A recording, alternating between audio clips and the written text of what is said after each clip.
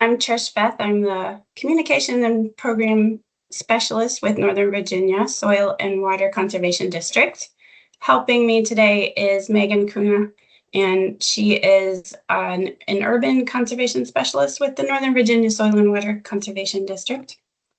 And let me introduce our speaker, Greg Prelewicz. Greg is the Director of Planning and Water Resources and a member of the senior management team at Fairfax Water, the largest drinking water utility in Virginia. Greg has been with Fairfax Water in various roles since 2003. His work includes experience in various water resources, environmental and civil engineering areas.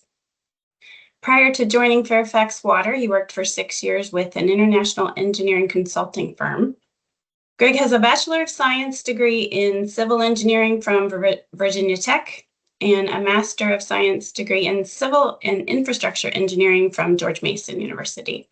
He's a licensed professional engineer in Virginia and a certified Envision sustainability professional.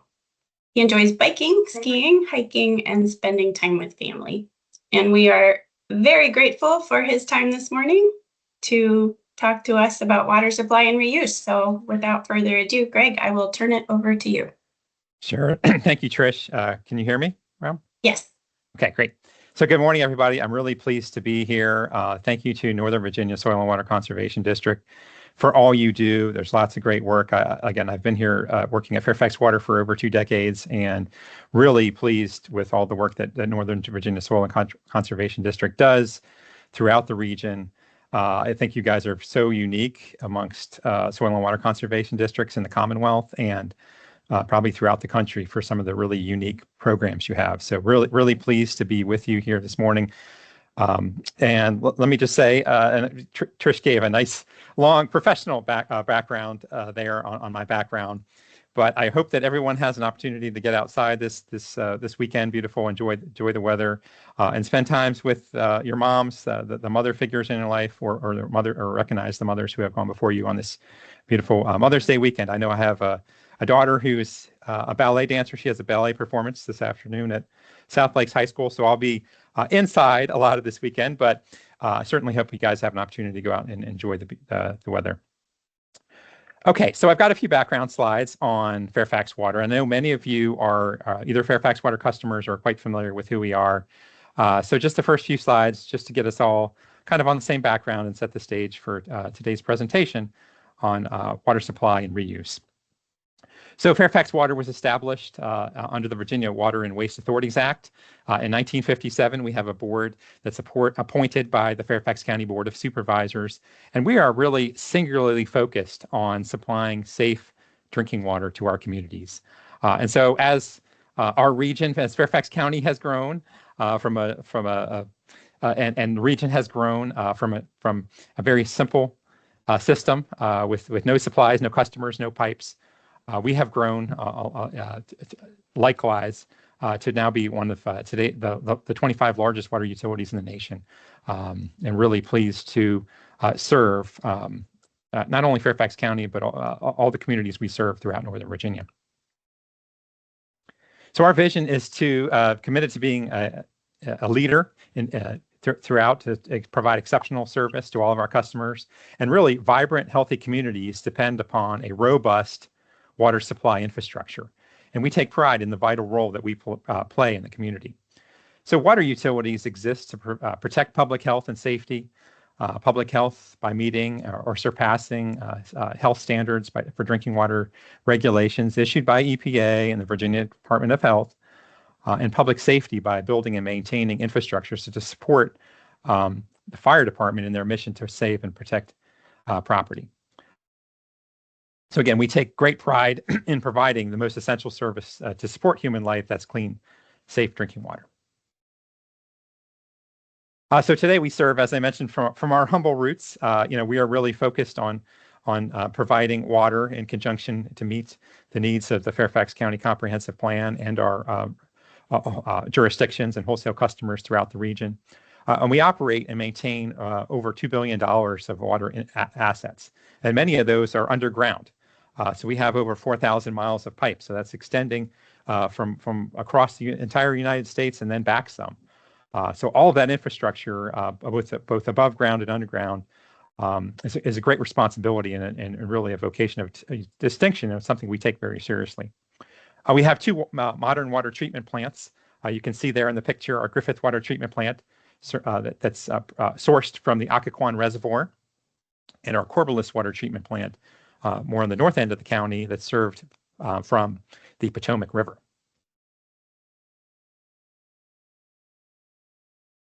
So we provide, this is a very simplistic map of our service area, showing both a retail service area and the wholesale partners and communities we serve. And it looks very simplistic. You see Fairfax County there. You see a nice polygon. I will say that there are certainly some areas, some streets, some localized neighborhoods where our public water is not available and water mains would need to be extended. But for the most part, we serve the vast majority of that area. All told, about 97% of the total population in Fairfax County, along with the cities of Fairfax and City of Falls Church, through our retail services, and then our wholesale service, which is finished drinking water that's transmitted to other jurisdictions and authorities in Northern Virginia. So they maintain those distribution systems and the customer relationships outside of our retail service area. And there's just some statistics and the facts. Again, as our region has grown, and certainly into an economic powerhouse throughout the Commonwealth. So you can see we have served a much larger population base, but also employment base, seen by some of those statistics. Okay, so our Occoquan Reservoir is about 590 square miles. And as you can see, kind of the picture of the reservoir on the upper left screen holds about 8.3 billion gallons of storage. And we also have the Potomac River storage shown there, the Potomac River shown there as well. And again, that's about 10,000 square miles. So it's a multi-state watershed, draining all the way from the headwaters of West Virginia, a small part of Pennsylvania, great portions of Virginia, including the Shenandoah, Maryland, of course. And then, so that's quite a responsibility. And we have a number of programs to help us maintain those supplies and the water quality that's coming from those sources. We also purchase a smaller amount of water from the Washington Aqueduct Division of the Corps of Engineers. You can see that in that screen as well. And of course, all those sources go into our transmission and distribution system there, shown in our retail service area. And of course, our facilities are out in the community. So you may recognize we have over 24 pump stations, over 24 tanks that we have to maintain out in the community and require those to service and provide the water pressure that our communities depend upon. And then, of course, you see the distribution system. That's really many of you, the customers out in the system. We have to maintain tens of thousands of fire hydrants. You can see the fire hydrant there, providing critical water protection to our service to our community, fire protection to our community. Okay, so now let's dive into water demands.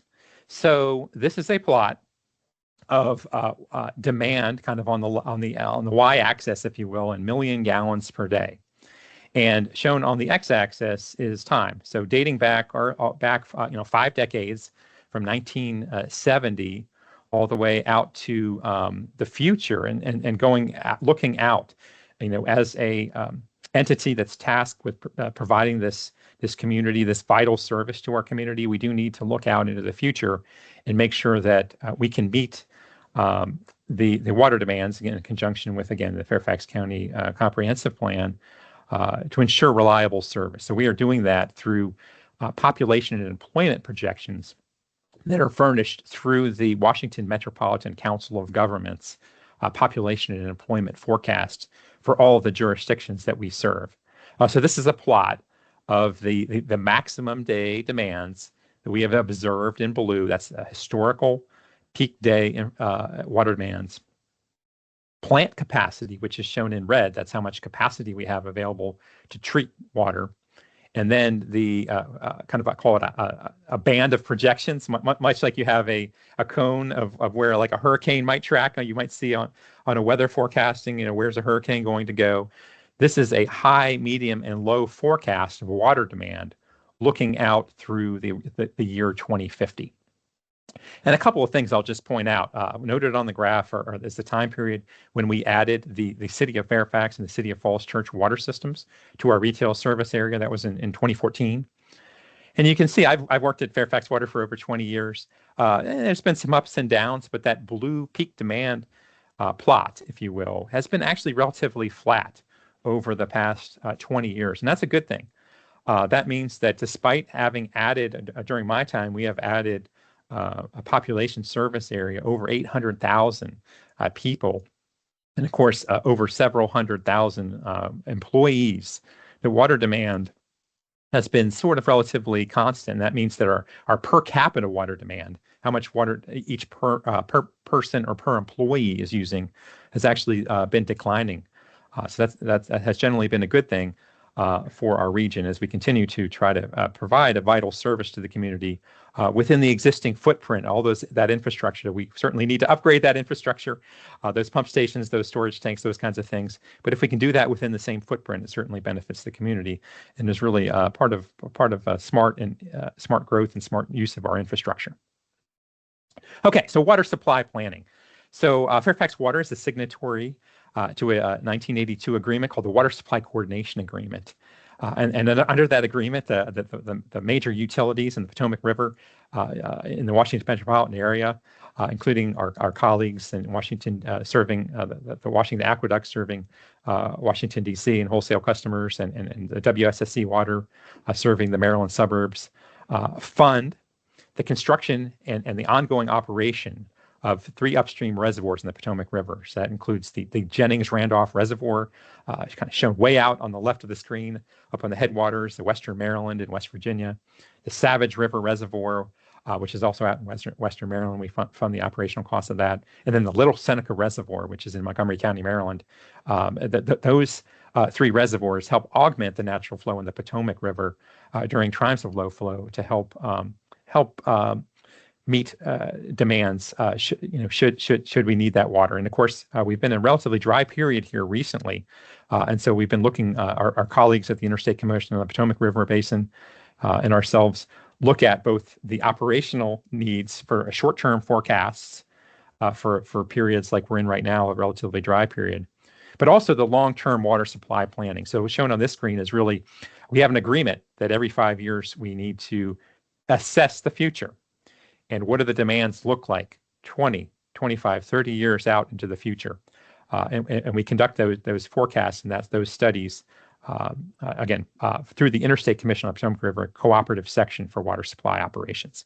And that note on the bottom, that water supply planning is done also to meet an obligation that we have in the Commonwealth that all localities and all regions in the state need to do regional water supply planning. And here in our region, that process is led for the jurisdictions through the Northern Virginia Regional Commission.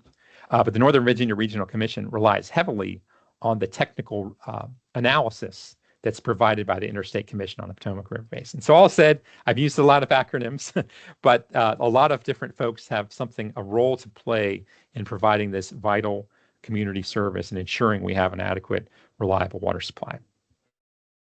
Okay, so a little bit more detail on the Interstate Commission on the Potomac River Basin's study that they've just relatively recently completed in December of 2025. Okay, so looking out through 2050 and actually beyond for water demands. And so they provide this service, and I provided a link to the study, but I will also mention that Mike Nardolilli, the executive director, and his staff have done a great job of making this information available to the public through a series of webcasts, many, I believe, of which have been recorded, and also presentations to local jurisdictions and community groups throughout our region on this water supply study. So I'm not going to go into much more detail on the study here in this presentation, but I would encourage you, if you have more questions, to check out their work, check out the study, check out some of the webcasts and information that they have provided. But particularly, to kind of cut to the chase for this particular information in this particular presentation here today, I wanted to highlight some of the work that they do on climate change analysis. So we are required by the state to kind of look at and evaluate risk relative to historical drought periods that have occurred. And in the case of our water supply, that is evaluated based on the Dust Bowl area drought of 1930-1931. That is sort of the drought of record that provides, or how reliable is our water system if that drought were to reoccur. But ICPRB, through the excellent technical work that they have and the experts, including several PhDs that work over there and really nationally recognized for some of the great water supply work they do to look at risk analysis. And so this work that they've done includes an outcome of climate change analysis. And they have done great work looking at taking the different global projections for different emissions scenarios, translating that into precipitation and temperature specific to the Chesapeake Potomac region, and then taking those precipitation and temperature forecasts and translating into what does that mean in terms of stream flow. So that's a very involved process, and so they have done that. And what I'm showing here are some of the summary of that work.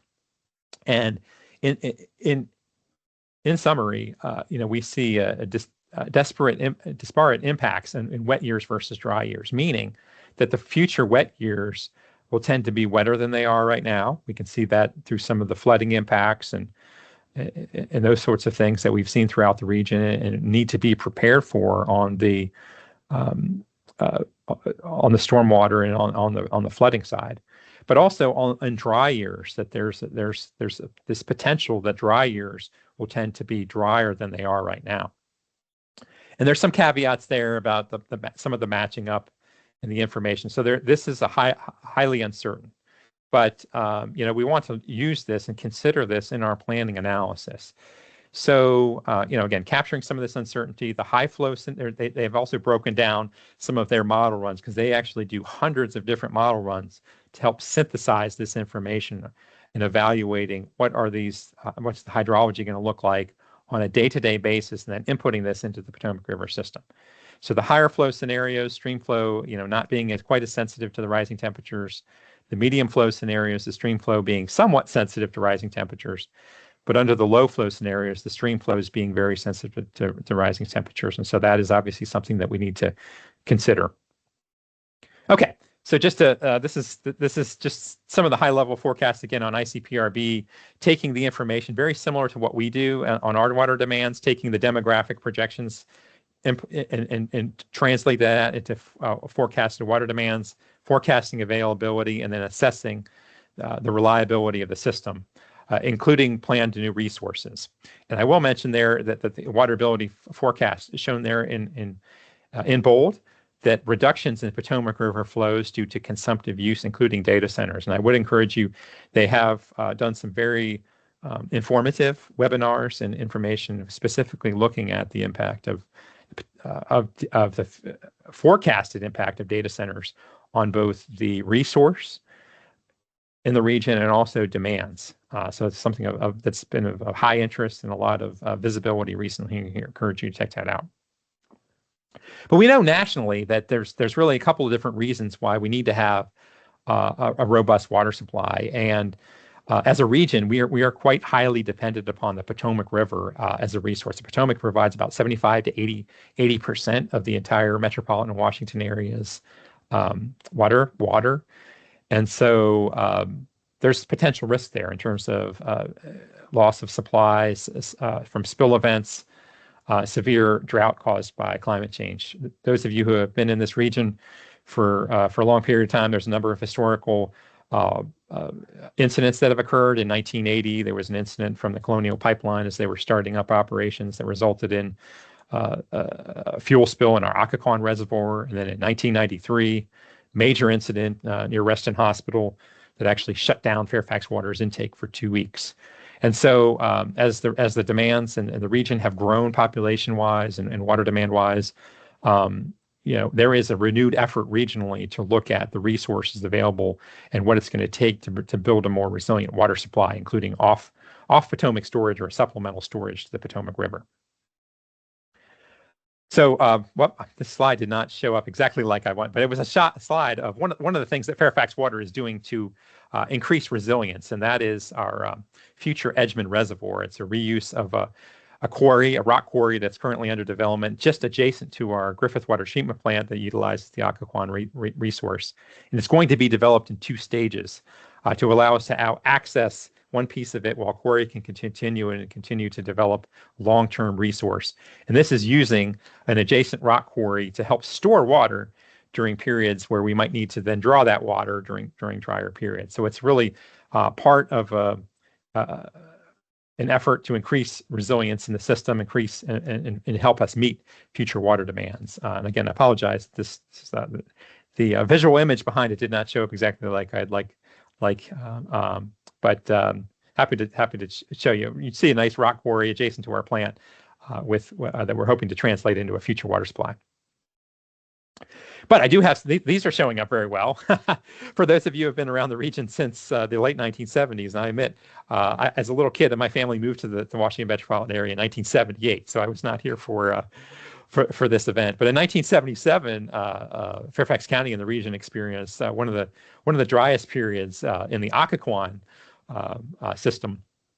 And these are historical figures provided by from the late Dr. Tom Grizzard at the Occoquan Watershed Monitoring Lab of what the Bull Run Occoquan River tributary along the Occoquan Reservoir, just along that confluence of those of you who may be hikers and use the Bull Run Occoquan Trail, or be avid users of the Occoquan Reservoir in terms of the paddling community and being out in the reservoir. This is right there at that confluence of Occoquan and River and Bull Run coming together, and you can see what it looked like in 1977. And so this is what we have to plan for. We have to plan for these scenarios that we can't visualize every day. And so this shows that the natural flows in the Occoquan, may not be enough. And so we're going to talk a little bit about water reuse and the impact of water reuse that's had, indirect potable reuse on the Occoquan system. And so just kind of keep this image in your mind as we're going forward. So this is kind of the link between the indirect potable reuse, the indirect reuse system that's provided by the Upper Occoquan Service Authority, a regional advanced wastewater treatment plant, kind of envisioned by the late Noman Cole, who was the chairman of the State Water Control Board in the early 1970s. Obviously, among other things, the Fairfax County facility in Lorton, the wastewater treatment facility, advanced reclamation facility, obviously named in honor of Noman Cole. But today, the Upper Occoquan Service Authority, located in the Centerville, far western portion of Fairfax County, advanced wastewater treatment facility, provides treated wastewater return flows into the Occoquan system. And so what's shown on the left there, the 2025 ICPRB study that I've referred to, actually incorporates this as a critical resource, that helps, because those flows end up flowing through the Occoquan River, the Occoquan Reservoir, Bull Run tributaries, upstream of Fairfax Water's intake at the Occoquan High Dam, about 20 miles, and then serve as a vital resource into that system. And so this is used and brought into the water supply planning process that we help to meet our regional water supply planning needs and the obligations that we're obligated to do under the Commonwealth's water supply planning regulation. Okay, so a little bit more about the Occoquan supply. I mentioned that before, about 8.5 billion gallons of water. And so this entire system, which has again received various, the subject of national textbooks and articles, USA Today articles. I've seen many things over my career and certainly before that about the Occoquan system, a vital, important system. One of the preeminent examples nationally of what's considered indirect potable reuse. And so on a day-to-day basis, the average annual inflow that's provided by the Upper Occoquan Service Authority and having that water flow into the Occoquan Reservoir is only about 7% of annual average flow. But during those dry periods, you think of that 1977 drought that we showed there in those images, it can provide up to 90% of the inflow. So it really is a vital source to our water supply system for meeting the water supply needs that we have to incorporate and look at, looking out for both now for the infrastructure that we've invested, but also looking decades into the future. And so there are some proposals out there to potentially utilize some of the effluent that's utilized from the Occoquan system for evaporative cooling, among other things, including data centers, but it could be for other industrial uses, and that potential water, could have an impact on the Occoquan Reservoir that's not returned, particularly during those dry periods. Again, when I mentioned we highly rely on that.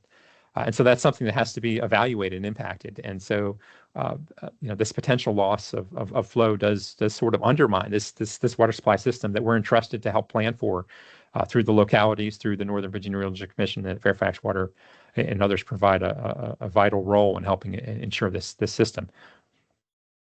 Okay, so this kind of also illustrates in another example the Upper Occoquan Service Authority and the UOSIP flow into the Occoquan in a little bit more of a cartoon or schematic way. During periods, it probably provides about 40% of our annual water that's treated into Fairfax Water System.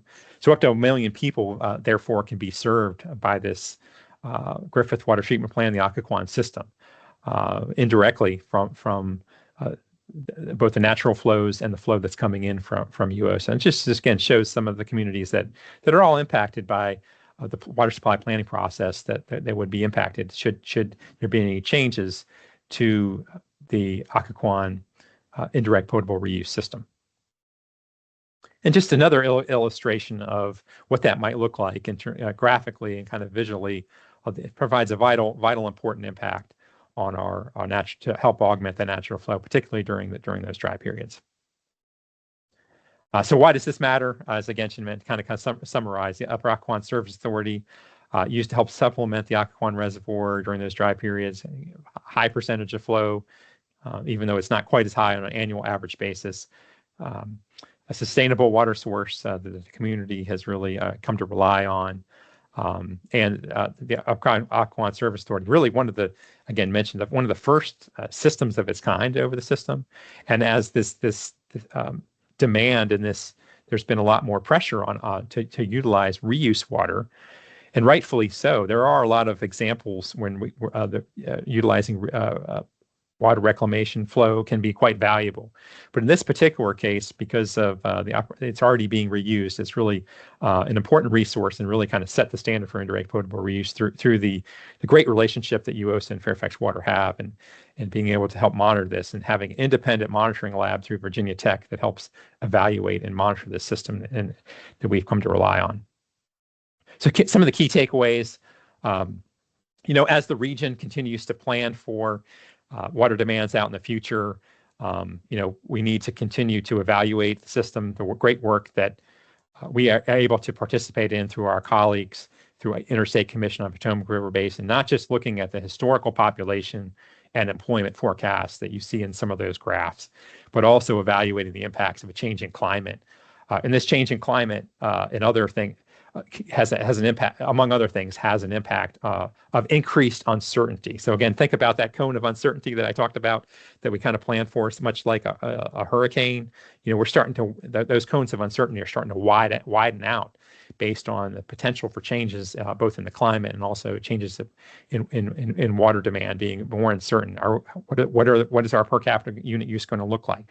Are our per employee unit use going to change based on some of the facilities that are being proposed and continue to be built in our region? The Occoquan system, as I've kind of illustrated through these visual examples, the indirect reuse system is really foundational to our regional water supply planning efforts, and an increasing number of new challenges, as I mentioned, from this reuse water really being a commodity that's seen out there. We rely heavily on it, and the loss of that could potentially undermine the planning work that we're doing here in the region.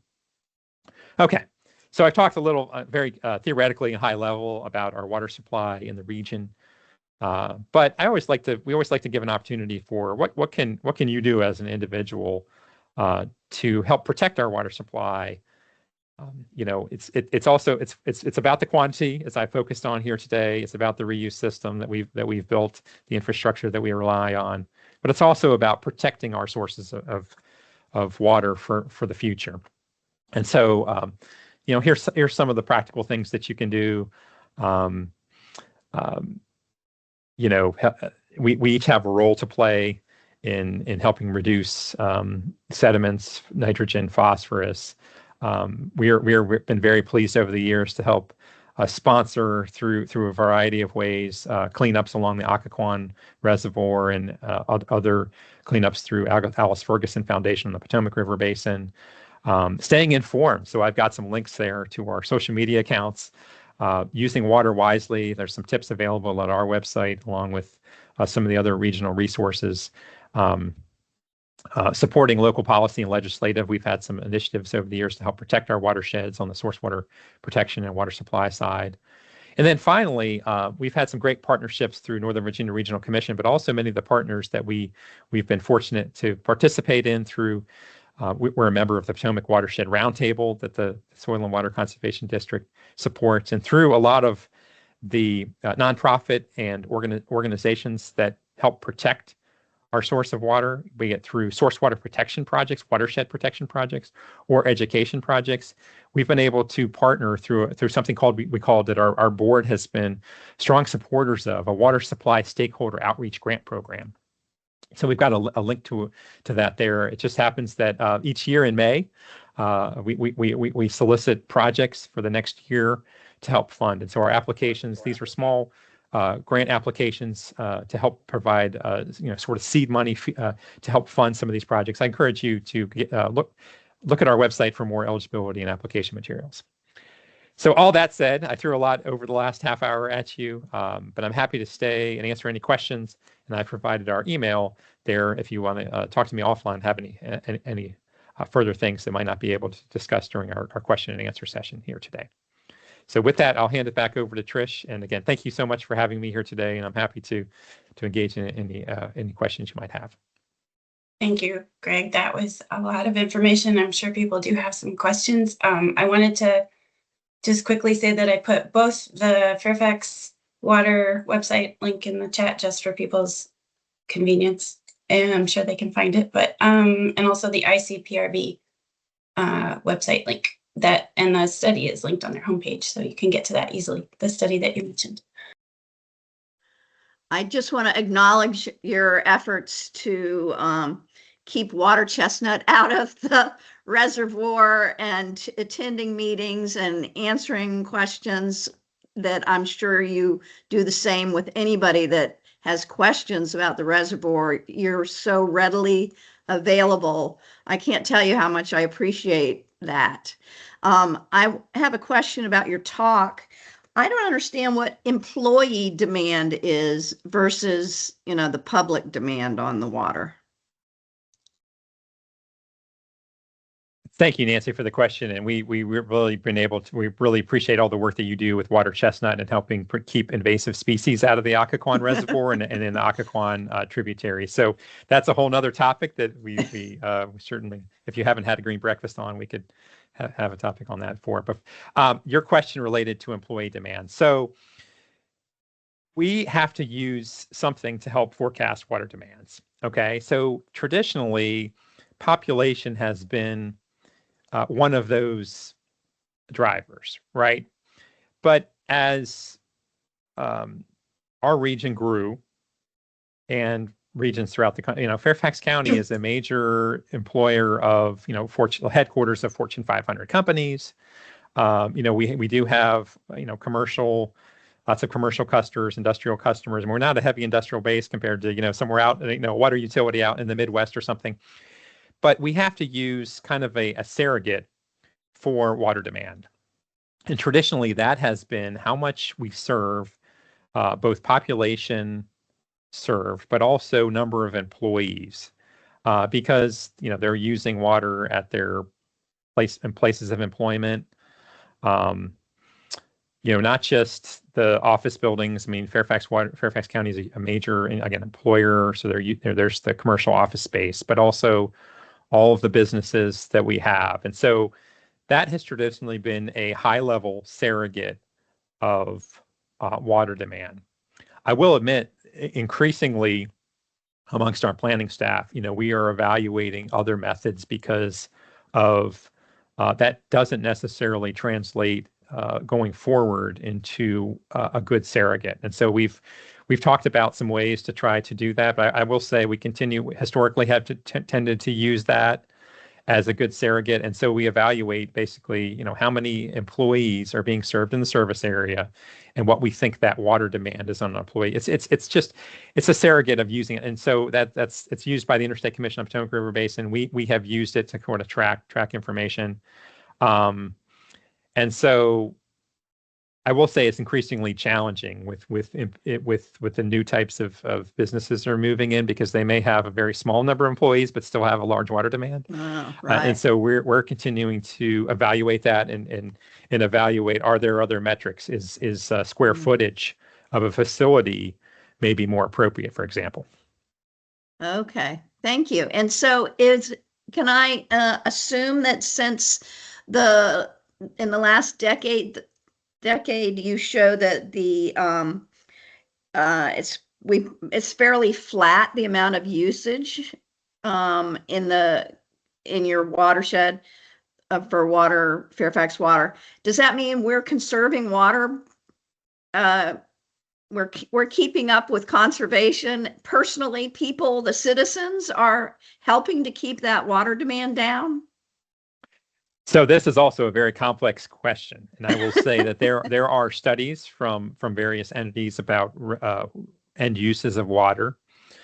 Let me just say, nationally, there is a trend toward reduced per capita unit use, and that tends to be from more efficient household fixtures, dishwashers, laundry.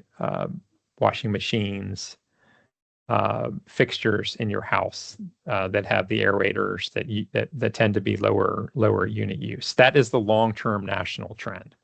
There are also a lot of micro trends that depend upon that are very kind of specific to, and I'm speaking in general about water utilities. How mature your customer base is in terms of the maturity of the vintage of the community you serve. And generally, the more established communities are, they tend to have less reduced outdoor water usage, as opposed to communities that are just establishing, newer communities where there may be establishing the residential landscape footprint, those kinds of things. So there are a lot of nuances to unit use, but I will say that I think what we've seen here across our service area tends to match the national, that as communities generally become more, over time, there's been this reduced per capita unit use because of some of the factors that I've talked about. Thank you. M. Pierce, you got your hand up. That's me, Marilee Pierce. The Bay Regs, the Bay Journal had a recent article on the average water levels are dropping in the Virginia Potomac aquifer. I mean, obviously ICPRB and Fairfax Water are on top of this, and this relates obviously to a current dry period and drought. But since given the importance of the Potomac in the total water supply area, of course, our aquifers are the natural water storage reservoir. Is this obviously this is an area of concern? How does this impact directly with Fairfax Water and our water supply? So thank you for the question. I will say that the long-term trends that I think have been noted among the Bay Journal and elsewhere are related to the Potomac aquifer, the groundwater that's we are pulling from our sources of supply. We are completely off of groundwater. We used to have some groundwater systems; Right. those have been completely eliminated. So we are relying on surface water now. Obviously, there is a larger groundwater surface water connection.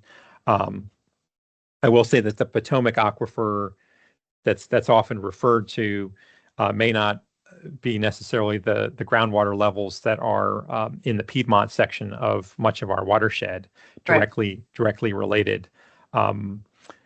I will say that the folks at the Interstate Commission of Potomac River Basin, Metropolitan Washington Council of Governments, there are several mechanisms that take advantage of resources from U.S. Geological Survey, National Weather Service, in helping forecast stream flow, groundwater flow, using all that data and what is going to be the impact on our water supply. Okay. And so those forecasts are done by the regional entities, ICPRB and Metropolitan Washington Council of Governments, on a monthly basis. So they're looking at providing these summaries of the current conditions on a monthly basis. Okay, thanks. So we heavily rely on that resource to help us make informed decisions. And there's a really robust process in place to help evaluate, and through a technical coordination committee, and helping evaluate what is the short and intermediate term outlook for water resources. Right. Thank you. You're welcome. I don't see another hand up, but we do have some questions in the chat. Glinda says, in a sentence or two, is the water supply adequate to supply water for the growing population and industrial users? So that is the topic that we're entrusted to kind of to utilize, right? So we're utilizing the best available information that we have, right? So I kind of showed some of those graphs. And it's also a function of risks. I think what the Interstate Commission of Potomac River Basin most recent analysis on 2030 shows a 99 to 100% reliability in any given year of meeting the demand, right? So what they're also showing is over time, as we approach those 2045, 2050 time period, that risk reduces to slightly to a 95 to 100% probability. And so that's something that our goal is to try to minimize, if not eliminate, the risks. I mean, the risks are going to be there, but we're trying to mitigate, let's say, mitigate those risks over time. And so that's what we're entrusted to do as a region, work with our the entities throughout the region to help advocate for solutions. That includes a supplemental storage supply to the Potomac River that we're highly reliant on, to help bring on new resources, as I mentioned, the Edgemond Reservoir system. So that's really what we're helping to work with, and then what we're the supplemental storage in the Potomac River Basin is a heavily a risk reduction mechanism, and so in that case it's helping identify where we need to bring on new resources potential. That will require potential funding resources to bring on such a major resource like that serves the entire metropolitan region. So both it's all about risk reduction is the answer to the question. And we'll continue to evaluate that risk through periodic planning processes for every 5 years. And it will depend upon the water demand forecasts and whether we see any changes in those unit uses based on some of the new users that we have coming into the service area, where some of our traditional metrics on water supply are not quite as applicable. I want to jump to a question from Charlie Grimes that's builds off of that a little, and then we'll go back to live hands. Charlie says, water production capacity appears sufficient to meet the highest demand projected in 2050. So if Griffith had to be upgraded to deal with salinity or PFAS, most of you know PFAS are the forever chemicals that are everywhere, would Fairfax Water also include capacity expansion? So thank you, Charlie, for that. That's very, very detailed question and pointed question. Then let me just answer it by saying, yes, I will say that capacity curve appears to be sufficient, though there are some challenges, some nuanced challenges to that. overall, the capacity curve is a little bit it's heavily reliant on the Potomac River. We would love, from a resilience standpoint, to be able to upgrade facilities on our Occoquan reservoir. It gives us more balance in the system. It gives us some opportunity. Unfortunately, the Occoquan system and the Griffith Water Treatment Plant cannot be expanded in their current form without additional source of water. So that is why we are extremely reliant on those inflows from UOSA, as I mentioned here in this call, and also have a long-term plan to bring on the Edgemond Reservoir system because of the Occoquan being source limited, if you will. We need to be able to have sufficient water, and although a lot of that's skewed toward the Potomac, some of that capacity. So that's an short answer to your question. I'm happy to provide more detail offline, Charlie, if you want to talk more specifics about what are some of the limiting factors on why we can't expand that Griffith plant right now until we have additional sources of supply or additional supplies to help augment what we currently have. Let's go to Nancy, and then Jill, I do see your comment in the chat. We'll get that next. Nancy? Speaking of the sewage spill, are there ways to look at where the current sewage pipes are and their age, and which ones are high priority threats to Fairfax Water? Sure. So thank you for the question, Nancy. So as you're probably aware, there's been a lot of press related to the Potomac Interceptor spill the incident that occurred just downstream of the American Legion Bridge. So obviously that particular incident occurred downstream of the major Potomac River intakes, and therefore we have not been impacted by that particular incident. So Nancy's question is looking at, okay, what if a piece of that infrastructure or another piece of our critical wastewater conveyance and collection systems were to break upstream of our water supply sources? One thing I will mention that after that incident occurred, the Interstate Commission on Potomac River Basin did issue a letter kind of urging DC Water and other entities to kind of prioritize the replacement and rehabilitation of those facilities that are upstream of the drinking water intakes. So if you will, kind of exactly what we said, kind of evaluating those. And I will say, I don't want to speak on behalf of DC Water or other entities that operate those wastewater collection and conveyance systems, because they have done their own inspections and evaluations and reports, and we entrust them to make those decisions based on their own data and information. But I would note that ICPRB, again, advocating for drinking water and self-issuing that letter. And I think that, I just wanted to kind of note that. I think that's an interesting consideration and much along the line of what you brought up. Jill wants to know, how do mosquito fogging chemicals impact the water supply, and are there any legislative attempts to stop mosquito fogging? Great question. I am not familiar with that directly, but it's a really kind of an interesting question. I'm not aware of that, of any efforts legislatively to do that. I went ahead and unmuted. I work with the Wildlife Sanctuary Program at the Northern Virginia Bird Alliance, and last year and the year before, we did a fair amount of research on the pyrethrins that are being used for mosquito fogging. And what we found it really shocked me. The chemicals are being used off-label by the mosquito foggers. They're applying the pyrethrins every 3 weeks. from April to early November. And the on-label use is once a year. So we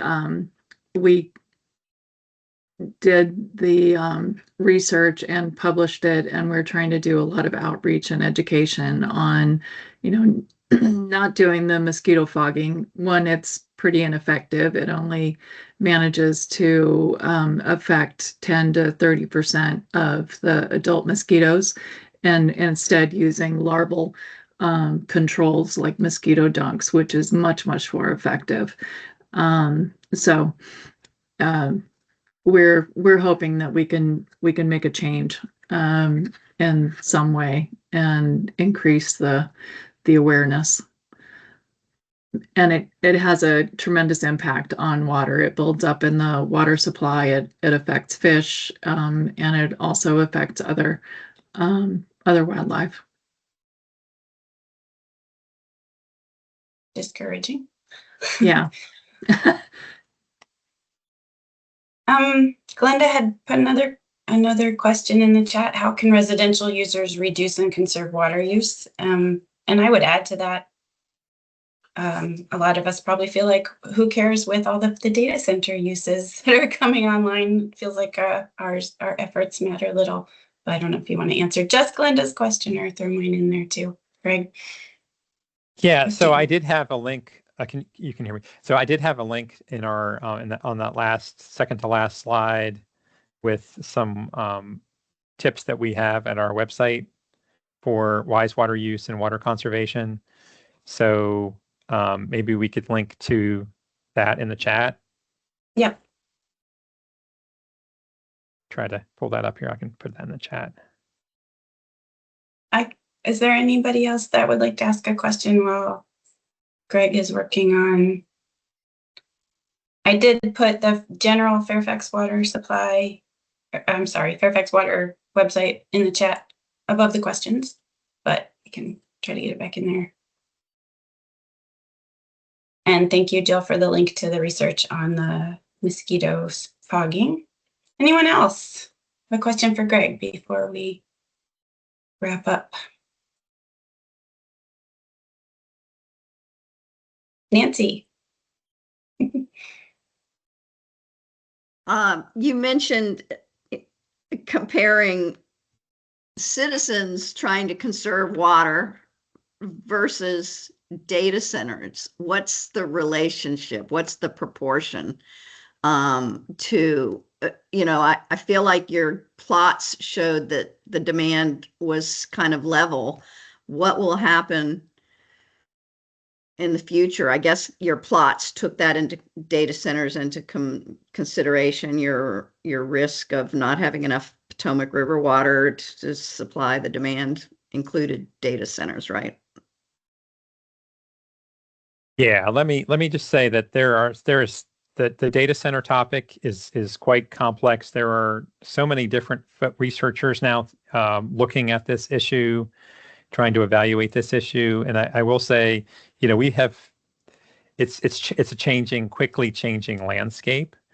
And the best thing we want to do is be able to stay on top of this.